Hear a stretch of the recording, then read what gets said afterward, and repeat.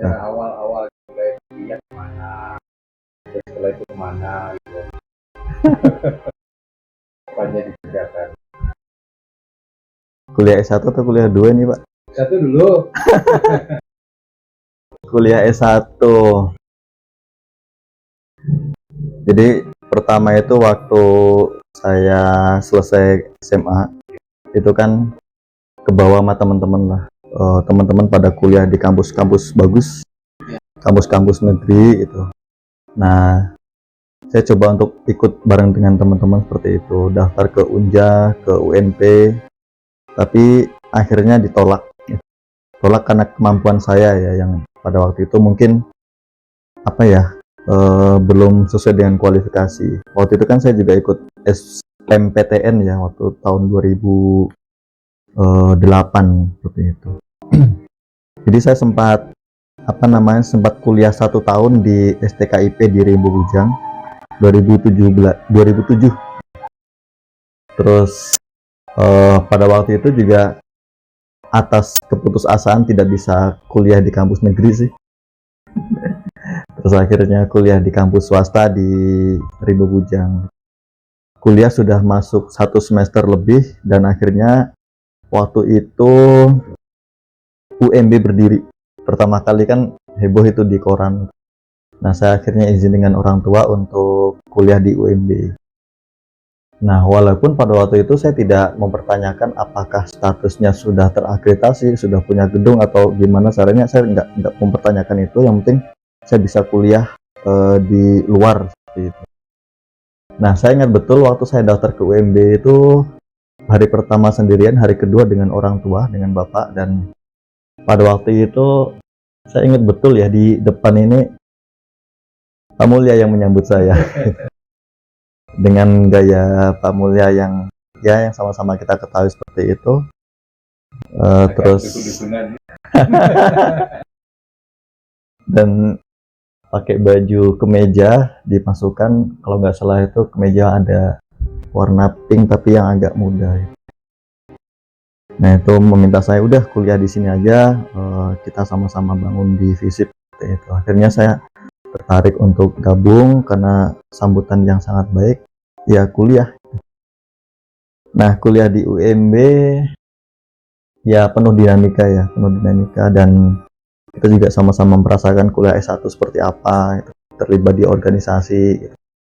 Nah, saya sendiri waktu itu mendirikan organisasi namanya Forum Mahasiswa Tebo itu. Walaupun pada akhirnya saya tidak punya regenerasi sehingga mati setelah saya sudah tidak jadi ketuanya, itu mati gitu. Format ini berdiri sebenarnya awalnya untuk melatih kita berorganisasi sih. Terus yang kedua pada waktu itu tujuannya agar teman-teman kita yang ada di Kabupaten Tebo mau kuliah di Bungo itu ada wadahnya buat diskusi, ngobrol. Cuman tujuan yang seperti itu belum sempat terpenuhi gitu. Nah, tapi ya namanya dinamika kuliah ya seperti itulah. Saya kira kita juga sama-sama belajar untuk berorganisasi. Ya jatuh bangunnya ada sih seperti itu.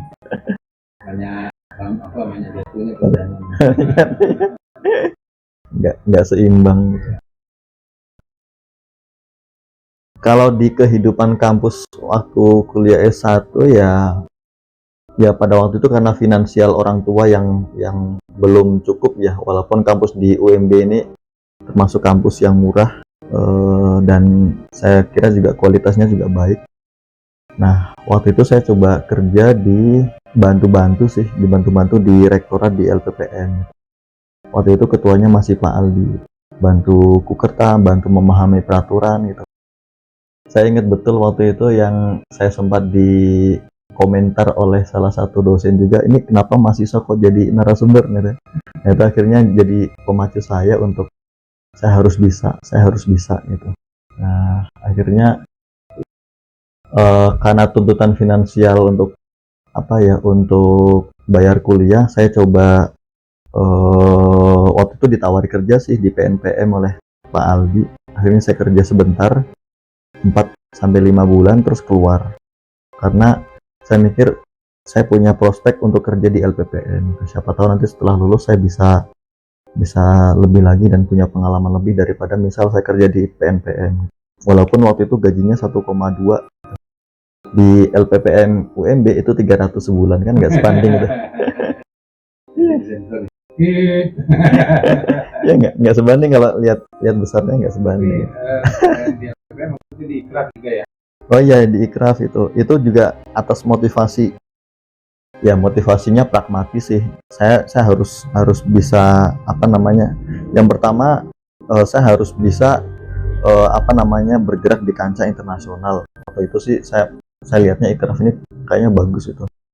Nah, tapi mungkin karena memang kapasitas saya yang waktu itu belum mumpuni, maka saya di Ikraf itu apa namanya, bantu-bantu sebagai enumerator. Enumerator itu semacam surveyor untuk melakukan pengambilan data di daerah-daerah. Waktu itu ada di beberapa desa di dusun ya, di Kabupaten Bungo. Saya lupa nama dusunnya tapi jauh-jauh gitu. Dan yang pertama memang pengalaman. Dari situ kita juga apa ya, juga tahu bahwa oh ternyata ngambil data tuh susah gitu. Oh ternyata warga itu seperti ini. Nah dari situlah jadi bahan saya nanti ketika saya melakukan riset. Oh seperti ini toh apa namanya, ngambil data di lapangan. Dan itu sih Pak. Untuk yang lainnya apa ya? Apa Pak? Tanya lah Pak. Lahirnya di mana nih? Saya lahir di Rimba Bujang. Rimba Bujang di Unit 5. Nama desanya Tegal Arum. Nah, setelah kuliah di mana? Di S1 di FISIP. Ya, S1 di Visipol UMB. Nah, S2-nya gimana? Proses dari tamat S1 sampai ke S2 itu gimana? Iya, waktu selesai S1 apa ya? Ya lagi-lagi bingung ya. Ini selesai S1 mau kerja atau mau kuliah gitu. Nah, itu memang pilihan sulit yang kita juga harus tegas untuk memilih yang mana itu. Kalau kerja, apakah ada organisasi atau tempat kerja yang kualifikasinya S1 gitu. Misal mau daftar PNS atau mau daftar kerja di PT atau di mana, itu kan apakah kualifikasinya S1. Nah, pada waktu itu saya juga karena dukungan dari orang tua, saya coba untuk lanjut dulu deh gitu. Sambil kuliah nanti sambil kerja. Nah, keputusan lanjut ini juga saya minta diskusi dengan dosen-dosen di FISIP UMB itu. Kira-kira mau ngambil di mana gitu. Nah, pilihannya ada dua, antara di UNAN atau keluar dari Jambi seperti itu. Nah, pada waktu itu saya pagi atau siang itu ke rumah Pak Joko Setioko, dosen FISIP UMB. Saya minta pertimbangan beliau. Beliau menyampaikan daripada kuliah di UNAN yang misalnya bolak-balik itu nanti capek di jalan, lebih baik ke Jogja gitu. Nah, di Jogja itu ada banyak kampus pilihan untuk ilmu pemerintahan. Nah, akhirnya waktu itu saya diminta oleh Pak Mulya untuk coba hubungi Pak Suranto yang dulu menjadi asesor FISIP itu, siapa tahu bisa membantu untuk masuk ke UMY, karena di S2 ilmu pemerintahan itu pada waktu itu di Jogja baru UMY gitu. Nah, ya sudah, pada waktu itu kita coba bangun komunikasi dengan Pak Suranto dan daftar di Muhammadiyah Jogja. Pada waktu itu juga belum terakreditasi. Jadi memang saya pikir gini ya, untuk daftar di kampus yang saya daftar di UMB, daftar di UMY, saya juga tidak melihat prodinya sudah terakreditasi atau belum. Karena terakreditasi atau belum itu sebenarnya hanya label saja gitu.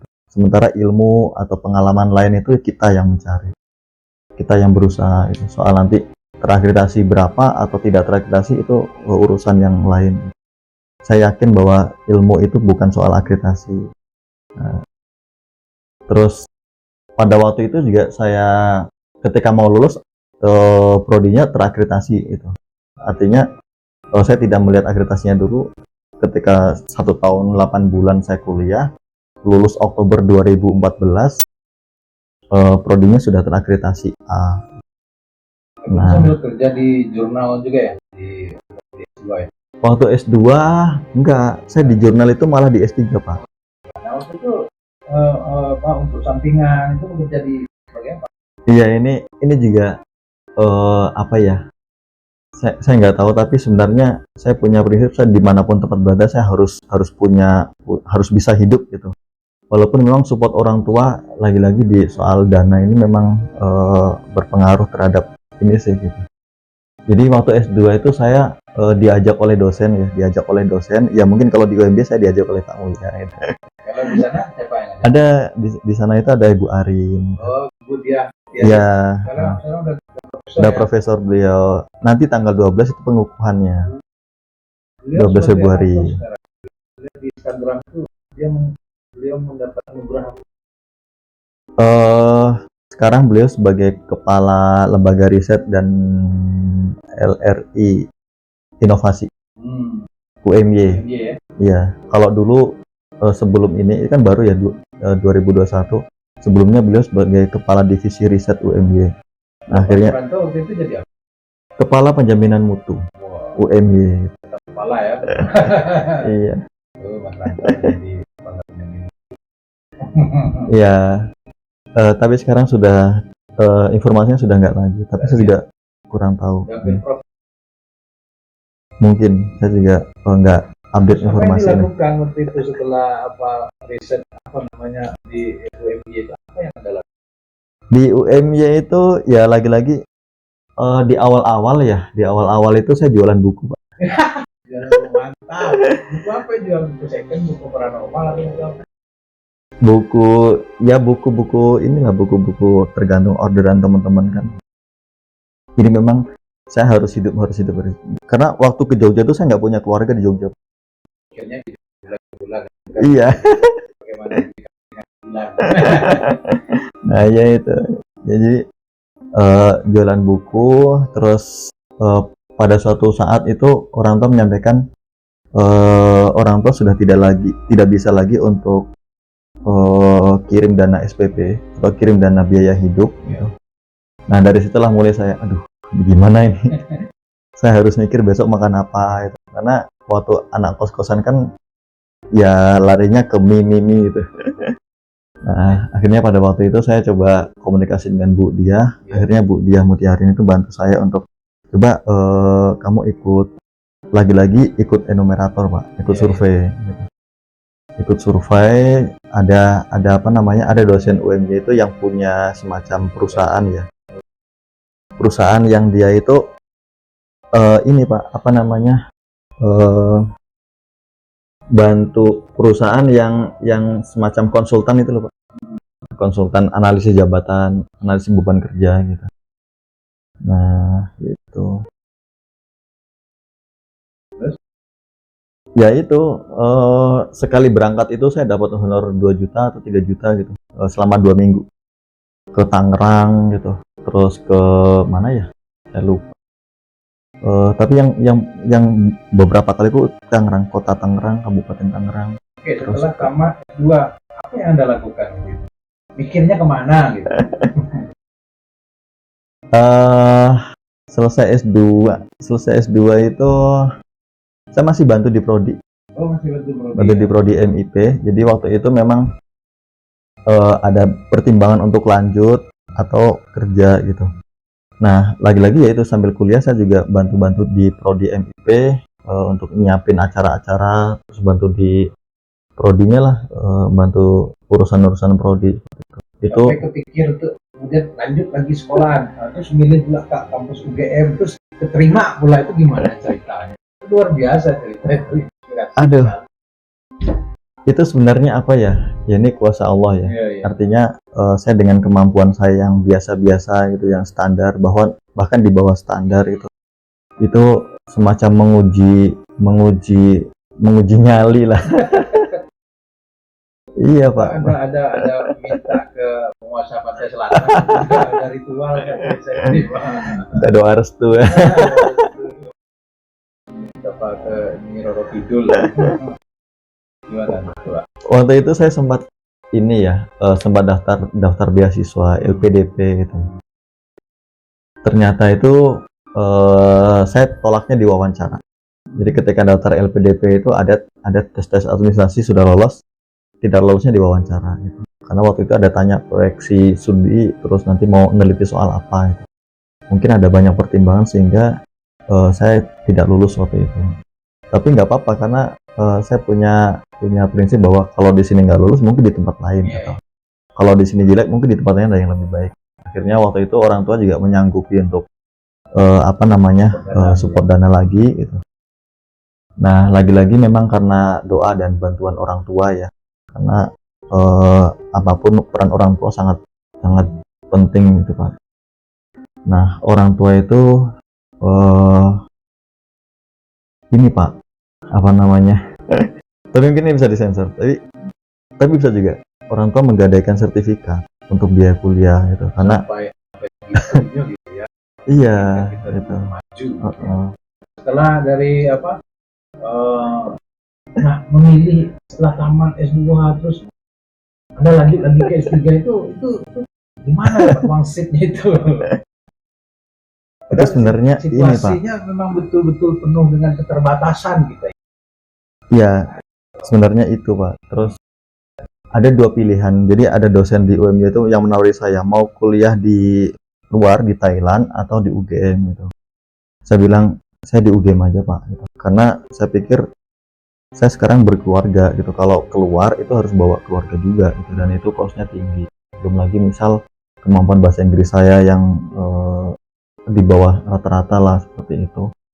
Nah, terus akhirnya saya coba waktu itu daftar di UGM gitu.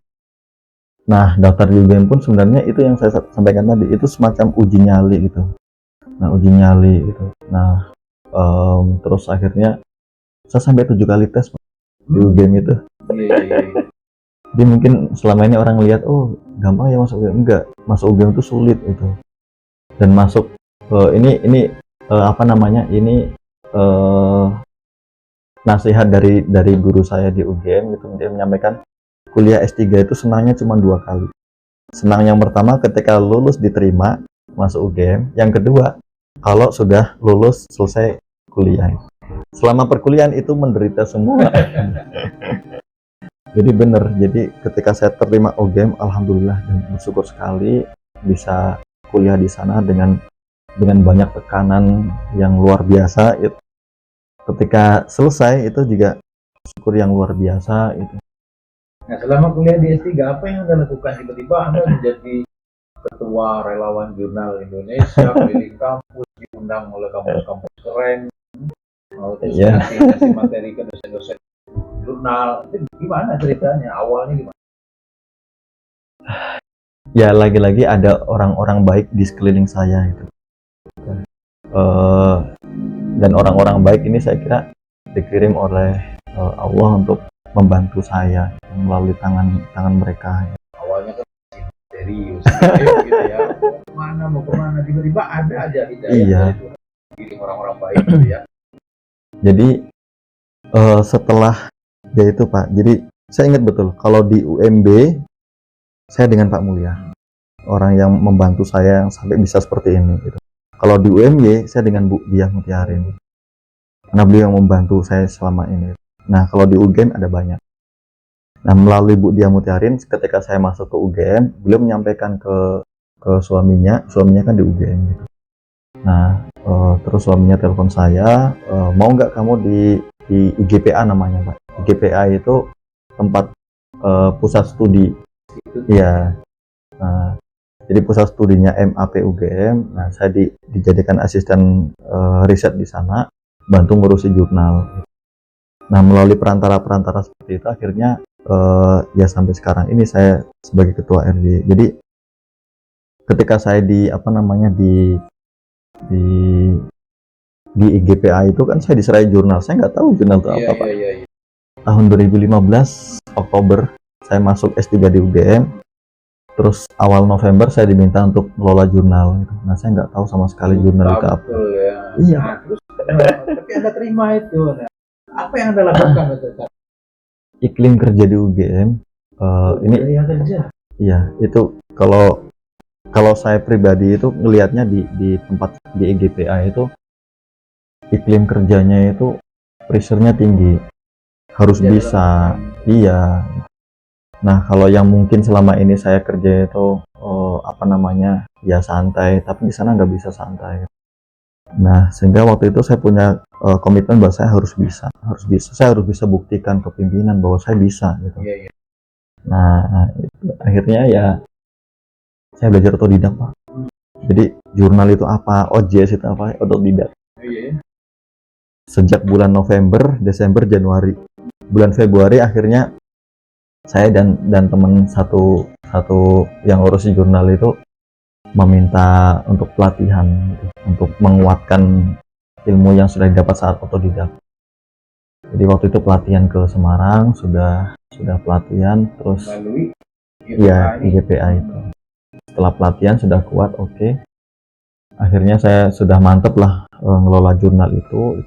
Terus daftar indeksasi, daftar akreditasi itu pada waktu dengan teman-teman di satu kerja itu yang ngurusin jurnal, Mbak Ica.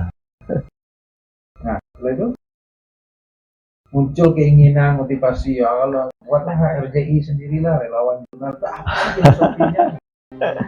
Atau karena udah dapat ilmunya, pengen berdikari, karena bisa berkontribusi kepada amatir, atau gimana? Maksudnya gimana? Atau mimpi dulu gitu misalnya. Kontemplasi ya. Mimpi dulu kan didatangin atau mimpi Anda harus buat RJI namanya, terus tiba-tiba pas bangun langsung buat. Gimana ceritanya? Itu sebenarnya bentuk dari keresahan saya. Jadi ketika saya belajar jurnal otodidak, itu referensi tentang jurnal pada waktu itu minim, Pak. Nah, jadi saya harus buat semacam wadah ini sebagai tempat bertanya orang tentang jurnal. Ini manajemennya ya, bukan soal substansi, manajemennya. Karena manajemennya ada menggunakan OJS gimana caranya, manajemen naskah di OJS seperti apa. Nah, pada waktu itu memang tutorialnya agak terbatas gitu. Sehingga saya coba punya pikiran untuk kita harus buat wadah itu, nanti wadah ini tempat bertanya banyak orang, para pengelola jurnal yang baru-baru yang mungkin belum pernah tahu soal jurnal gitu.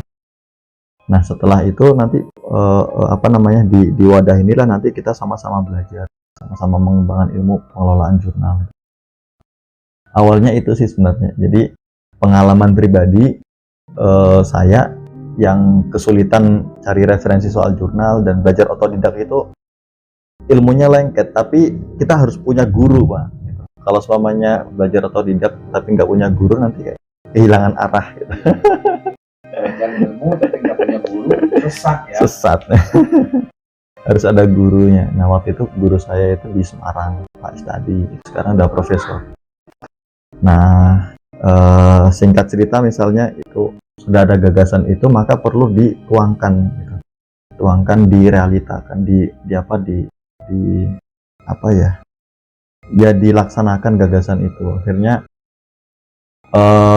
waktu itu masih dalam bentuk gagasan kita mau buat RJI, nah, relawan jurnal, tapi waktu itu namanya ROI, relawan OJS Indonesia gitu. Tapi ada masukan dari teman, ya udah namanya ganti RJI. Nah, di bulan Maret, April, Mei, Juni, selama 3 bulan ini kita sering ngumpul para pengelola jurnal UGM sih waktu itu. Ada 3-4 orang para pengelola jurnal yang statusnya sama seperti saya, asisten. Nah, di masing-masing prodi mereka belajar jurnal, dan waktu itu sudah ya sering ngumpul. Akhirnya dari sering ngumpul inilah maka ada kalau bahasa saya itu dari sering ngumpul ini, kalau di eksternal UGM itu menelurkan RJI, kalau di dalam UGM itu melahirkan tim percepatan UGM. Jadi dari kumpul-kumpul kita para pengelola jurnal 3, 4, 5 orang itu, nah dari internal UGM itu melahirkan tim percepatan. Nah, tim percepatan ini ceritanya juga lain lagi. Kalau untuk yang di RJI itu, ya pada waktu itu memang saya tidak bisa sendirian memikirkan RJI, maka pada waktu itu saya ngajak orang-orang untuk jadi tim penggagas. ada 5 orang, saya ambil dari UIN, itu dari keagamaan, ada yang dari kampus negeri, ada yang kampus swasta, saya kombinasikan, yuk kita jadi tim gagas RJI. Embrionya dari saya. Nah, terus mereka support bantu, ada yang support bantu logo, atau support komunikasi jaring. Nah, saya pikir, saya juga sempat heran gitu Pak, kenapa saya seperti ini bisa langsung direspon dan langsung ini gitu, Ya. booming gitu. Kan kita sudah berkontribusi, kan begitu, bilang sudah ada punya karya, gitu. Nah, kita karya kita itu dibutuhkan banyak orang, Iya, orang akan merespon positif. iya, Nah, yang lupa dibangun di kalangan mahasiswa ini karya, termasuk dosen, ya. Lupa membangun karya, karena masuklah di apa kita ini mengandalkan yang namanya ritual pendidikan, masuk kelas, ujian, padahal nah dengan adanya undang-undang Merdeka Belajar, saya kira di situ poin penting undang-undang ini adalah mengajak kita untuk berkarya sebenarnya dan tidak mengabaikan ritual administratif. iya, Nah, tapi kita kan masih suka menganggap remeh bahwa anak penting berkarya.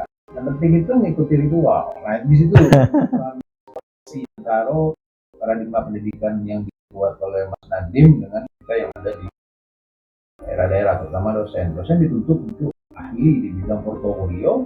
iya, Untuk mengisi portofolio, si dosen juga harus menguasai yang namanya IT. iya, Tapi di sisi lain dia juga harus menghasilkan karya-karya, apakah itu hasil riset, apakah itu hasil pengembangan teknologi. iya. Kelemahan dosen kita di situ. Kemana aja RJI ini? Sudah kasih materi ke siapa saja, universitas mana saja. Artinya kan kita sebagai alumni FISIP UMB artinya melekat di situ. Artinya UMB sudah mengasih materi tentang jurnal kemana-mana sebenarnya. Jadi spiritnya itu melalui Anda. Gitu. Mana aja? Awal-awal diundang itu kemana? Awal saya diundang itu di UIN Bandung. Kenapa mereka mengundang? Apa sih yang menariknya di situ? Ini juga jadi momen saya sebagai panggung pertama sih sebenarnya. Ya pertanyaannya kenapa mereka mengundang Anda? Anda itu kan asalnya dari kampus UMB, dari desa, Iya, kota, nggak ngerti apa-apa, tiba punya ilmu wangsip tentang pengelolaan jurnal. iya. Terus mereka merespon pula. Ada ditanyakan nggak kenapa misalnya? Saya juga heran gitu Pak. Saya juga heran Pak, karena apa? Karena setiap kali saya ngisi, saya sampaikan bahwa saya bukan dosen, dan mereka paham, dan mereka juga tahu bahwa saya juga bukan dosen. Artinya apa namanya, bukan soal dosen atau tidak dosen gitu, tapi ternyata memang soal ilmu Pak, ilmu soal pengelolaan jurnal itu mereka butuh support dari kita. Makanya pada waktu itu apa namanya, banyak yang ya secara langsung atau maupun tidak langsung apa namanya, minta didampingi oleh saya. Kalau yang di UIN Bandung ini ya sebagai sejarah lah, artinya saya dengan kapasitas saya pada waktu itu juga masih dalam tahap proses belajar bagaimana mengolah jurnal yang baik, tapi beliau sudah percaya bahwa saya punya ilmu, dan itu sebagai momen pertama kali saya sebagai narasumber di depan. Nah, tapi sebelum itu saya sering menyampaikan, tapi hanya beberapa orang diskusi. Ternyata itu sebagai latihan saya gitu. Ketika ada forum yang lebih besar, waktu itu di UIN Bandung, Fakultas Usluhuddin kalau nggak salah gitu. Terus ya sudah saya tampil di sana, dan saya pertama kali dapat honor besar di sana. Berapa? 2.500.000. Wah, luar biasa. Tapi ada yang lebih besar lagi. Wah. Itu kan Agustus ya. Agustus. Nah, di bulan Novembernya saya dapat honor 11 juta. Luar biasa. Dan itulah separuhnya itu 11 juta kita coba bagi dengan teman-teman gitu, dengan 3 orang, terus disisihkan sisanya untuk kas RJI gitu, untuk membangun website. Total semua kampus yang sudah Anda kunjungi itu Saya rekap dalam sebuah PPT itu 1 tahun itu ada 40 perguruan tinggi sejak 2017. sudah undang Anda itu 40 rata-rata 41 sejak 2017. Iya. Terus nambahnya ya. Nah, waktu itu Anda pernah ngasih materi di Papua itu gimana? Uncen, Universitas Cendrawasih. Iya. Pernah ikut? Iya, 2 kali saya ke Uncen, Pak. Satu ke apa namanya, ke rektoratnya, yang satunya ke ekonomi. Itu gimana perjalanan dari Jogja, Jakarta, terus Cendrawasih? Iya. Berapa jam? Dari Jakarta ke Papua itu 5 jam. 5 jam itu di atas itu, Pak. Di atas ya, di bawah. Di atas itu waktu itu berangkat jam 2 ya, jam 2 malam dari Jakarta ke Cengkareng, terus sampai Papua jam 7 pagi. Jadi sholat subuhnya di atas. Oh, iya. Karena lebih cepat 2 jam kan, Pak. Iya. Jam 7 pagi. Materi tentang pengelolaan jurnal ya. Nah, dari kesimpulan cerita ini gitu ya, pesan moral apa yang bisa Anda berikan kepada mahasiswa-mahasiswa seluruh Indonesia terkait jurnal, karya ilmiah, seluruh mahasiswa Indonesia, nah khususnya UMB ini gimana ini? Aduh, saya kayak motivator, Pak. Pesannya. Kan kita butuh figur gitu ya, yang ibarat kata orang, emas itu kan tidak ada di kota. Emas itu adanya di pelosok, di pedalaman, digali di ratusan meter, diangkat, terus didulang, nah baru kemudian dipisahkan mana itu. Anda kan seperti itu. Lalu kemudian ditaruh di etalase dengan berbagai macam produk. Apa pesan Anda untuk mahasiswa seluruh Indonesia? Apa sih substansinya kuliah itu? Saya nggak punya pesan apa-apa, Pak.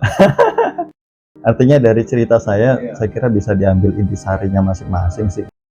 Yang jelas memang kalau secara akademis ya, kalau kita kuliah di suatu tempat, saya kira gedung atau fasilitas apapun bukan jadi persoalan. Jadi yang penting kita punya upaya untuk meningkatkan diri gitu. Jadi seperti yang tadi saya sampaikan, waktu S1 saya seperti apa, S2 sampai S3. Itu kalau semuanya kita kuliah di suatu tempat atau menuntut ilmu di suatu tempat, fasilitas saya kira bukan faktor utama. Faktor utama adalah diri sendiri gitu. Terus yang kedua, perbanyak berbuat baik gitu. Karena kita berbuat baik pada orang lain akan berbuat pada kita gitu. Bukan orang yang sama, orang yang berbeda gitu. Spiritnya sama iya Pak. Terus dan peran orang tua serta doa, karena gimana pun juga orang tua punya peran penting gitu, terhadap kesuksesan kita. Dari rentang waktu perjalanan hidup Anda yang begitu panjang, doa apa yang paling sering Anda baca? Doa untuk kedua orang tua. Itu pertama. Iya. Nah, yang kedua? Dimudahkan kelancaran urusan. Itu berupa doa atau berupa wiridan atau berupa apa? Doa ya. Doa. Apa doa? Ayo. Ya, doa Robis Rohli gitu. Kalau doa untuk apa, doa makan gimana? Ada amalan khusus misalnya sepanjang rentang hidup Anda yang begitu? Saya minta dimudahkan aja Pak. Jadi apa namanya, ketika misalnya mau menghadap seseorang, minta dimudahkan. Iya, doa saya ya. Terus ya doa itu lah. Karena doa juga tidak harus berbahasa Arab, bahasa Indonesia juga. Kalau doa Nabi Yusuf gimana? Saya tidak hafal Pak. Kesimpulannya apa nih? Kesimpulannya apa ya Pak? Iya. Untuk mahasiswa gitu. Bahwa pertama kita masalah kita yang utama itu adalah diri kita sendiri. Iya. Niat kita udah lurus betul gitu kan. Iya. Mau kuliah itu apa? Mau kuliah atau mau cari tambahan di kuliah atau mau cari istri, cari suami di pada saat kuliah. Iya. UMB yang sekarang ini orang suka underestimate terhadap UMB yang bentuknya reok, yang apa namanya. Gimana apa yang bisa Anda? Ya seperti yang Bapak sampaikan, itu tergantung masing-masing individu ya menyikapinya itu. Tapi yang jelas kalau filosofi Jawa itu ora obah ora urip gitu. Nah, artinya tidak bergerak itu tidak hidup. gitu. Makanya ya tadi ketika saya S2 biaya di stop oleh orang tua, saya harus bergerak. Makanya saya jualan buku, saya jualan-jualan Berarti gitu. itu filosofi hidup ya. Laba ini ora apa? Orang obah, Ora obah, ora urip. ya, obah itu kan bergerak. Iya. Ora urus. Ora obah, ora urip, ora urus sakarepmu. Oke, saya kira itu cukup ya. Terima kasih sudah inspirasi dosen Indonesia, mahasiswa Indonesia, Pak Menterinya juga berubah ya cara memandang ini. Saya boleh satu lagi, Pak. Nah, ya silakan. Jadi saya kasih tahu aja sih. Iya. Satu Indonesia ini provinsi yang belum saya kunjungi cuma 4 dari 34 provinsi. Aceh, Aceh, NTT, NTT, Sulawesi. ya, yang paling bawah. Oh iya. Terus Lombok ya, Lombok itu NTB. NTB. Terus yang utara itu Sulawesi Utara, Gorontalo. Gorontalo. Semua provinsi insya Allah sudah. Pak, ya mudah-mudahan sampai di 2022. Nah, ada dokter kabarnya. Alhamdulillah, Ya, Pak. dokter Ini. bidang apa itu? Dari mana kamu? Di UGM, di Visipol, Jadi dokter bidang apa? Manajemen dan Kebijakan Publik. Dokter bidang manajemen dan kebijakan publik. Iya, Masih nanti setelah tamat ini, setelah wisuda, iya. wisuda sudah? Belum. Belum. Setelah ujian kemarin kan baru minggu lalu ya saya ujian, dinyatakan lulus dan dengan banyak persyaratan. Nah, persyaratan yang harus saya lengkapi. Setelah selesai melengkapi persyaratan, nanti ikut prosesi wisuda ya. Tawaran untuk menjadi dosen dari mana saja sekarang? Dari Jakarta, Dari Jakarta. terus dari ada ya nanti disensor aja. Terus mana lagi? Sebenarnya banyak sih, Pak. Iya. Jadi ketika saya datang ke kampus-kampus itu rektornya nanya, nanti kalau sudah lulus ke sini ya, itu banyak sekali gitu.